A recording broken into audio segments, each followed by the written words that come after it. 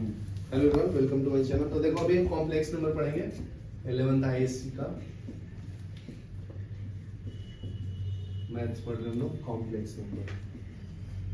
तो complex number इसलिए discover हुआ था क्योंकि अगर जिसका नेगेटिव का रूट्स नहीं निकाल सकते हैं उसके लिए हम लोग पढ़ते हैं कॉम्प्लेक्स नंबर। जैसे देखो x² = -1 है, तो इसका रूट्स आप निकाल सकते हो नहीं, तो उसके लिए कॉम्प्लेक्स नंबर पढ़ते हैं। तो x = ±√-1 आता है।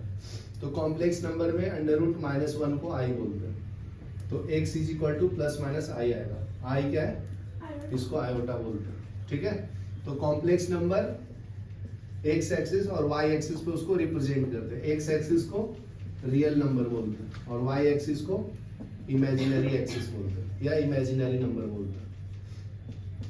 ठीक है, तो इसको अगर रिप्रेजेंट करना है x एक्सिस और y एक्सिस पे कोऑर्डिनेट पे, तो x एक्सिस नहीं है, y एक्सिस है। तो ये 1 2 है, तो ये 1 2 है, तो इसका कोऑर्डिनेट 1 आया। ये समझा? अगर मैं कॉम्प्लेक्स नंबर दे दूं, कॉम्प्लेक्स नंबर को z से रिप्रेजेंट करते हैं, इसको x + iy बोलते हैं। ठीक है, x है रियल एक्सिस या रियल नंबर, y को इमेजिनरी बोलते हैं। ठीक है, तो इसको अगर रिप्रेजेंट करना है कॉम्प्लेक्स नंबर पे, तो ये मान लीजिए कोऑर्डिनेट है x, y। ठीक है, तो ये आपका x डिस्टेंस है और ये y डिस्टेंस है। तो इसका डिस्टेंस निकाल सकते हैं ना, ओरिजिन से कितना आएगा? x² + y²। समझा ना? उसको हम लोग मॉडुलस भी बोलते हैं कॉम्प्लेक्स नंबर में, r से रिप्रेजेंट करते हैं। क्या बोलते हैं? मॉडुलस। ये वाला ये कॉम्प्लेक्स नंबर का रिप्रेजेंटेशन है, फॉर्मूला है, सिंबल। z क्या है? Complex number. तो कोई भी नंबर है उसको x + iy के फॉर्म में लिख सकते हैं। जैसे तुम कोई भी नंबर बोलो 5, तो 5 को मैं कॉम्प्लेक्स फॉर्म में लिख सकता हूँ z =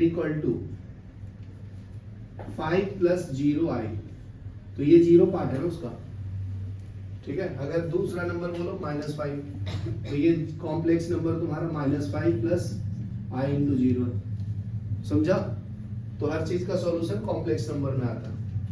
अभी देखो ये जो i आया, i, इसके बारे में पहले बात करते हैं। -1 को i बोला, स्क्वायरिंग बोथ साइड करूंगा तो क्या मिलेगा? ये रूट हट जाएगा ना, -i² = i²। तो ये रूट हट जाएगा तो क्या आएगा? -1। तो i² क्या आया? -1। उसी तरह से अगर मैं इसको क्यूब कर दूं तो क्या आएगा बताओ? i³ क्या होगा? i² × i। तो i² क्या है? -1 × i। तो ये आएगा -i। तो i³ क्या आया? -i। पॉज करो। अभी मैं जनरलाइज कर देता हूँ। i का पावर 4 रहेगा तो क्या आएगा? एक मिनट, i का पावर 4 है ना, तो इसको मैं क्या लिख सकता हूँ? i का पावर 2 × i का पावर 2 लिख सकता हूँ। लिख सकता हूँ क्या सानवी?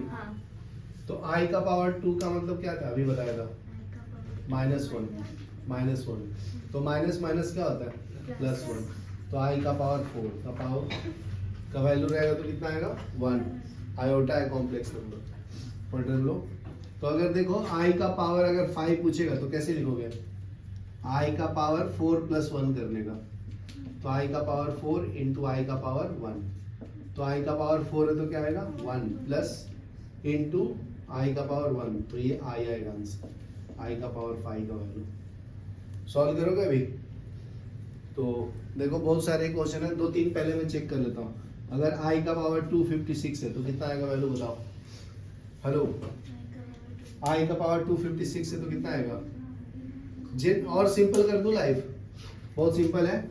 i का मल्टीपल देखने का, 4 का मल्टीपल। i का पावर 4 है तो 1 है, 1 है ना? ध्यान से सुनो, i का पावर 4 है तो क्या है? 1।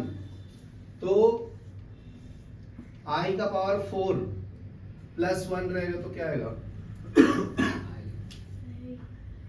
5 है तो i है ना, तो ये i आएगा आंसर। इसका मतलब यहाँ से कंक्लूजन क्या निकाल सकते हो? i का पावर 4n रहेगा तो क्या आएगा आंसर हमेशा? 1 आएगा।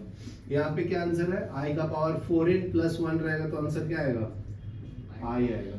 ये सेकंड कंक्लूजन है। थर्ड देखो, i का पावर 4n प्लस 2 क्या आएगा, i का पावर 4 इंटू i का पावर 2, तो ये 1 इंटू i का पावर 2, i का पावर 2 कितना होता है, -1।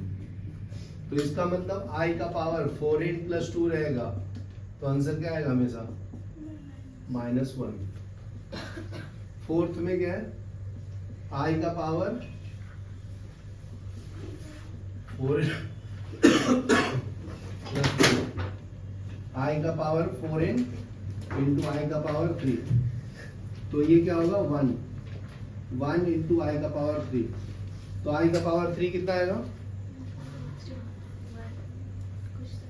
अभी बताया ना, i का पावर 2 इंटू i का पावर 1, ये कितना आएगा जी, -1 इंटू i, तो ये -i होगा, i बराबर ना। तो कंक्लूजन क्या निकाल सकते हैं, ये तो बता दिया ना कंक्लूजन डायरेक्ट, कितना आता है, -i। अभी देखो i का पावर 4n प्लस 4 रहेगा तो 1 ही आएगा, देखो क्योंकि 4 का मल्टीपल है ना, वो 4 का मल्टीपल क्या आता है हमेशा, 1। समझा क्या, तो इधर तक ही है अपना, बाकी का आंसर आ जाता है। चलो लिख लो और ये सॉल्व करके बताओ। ये फिर i का पावर मान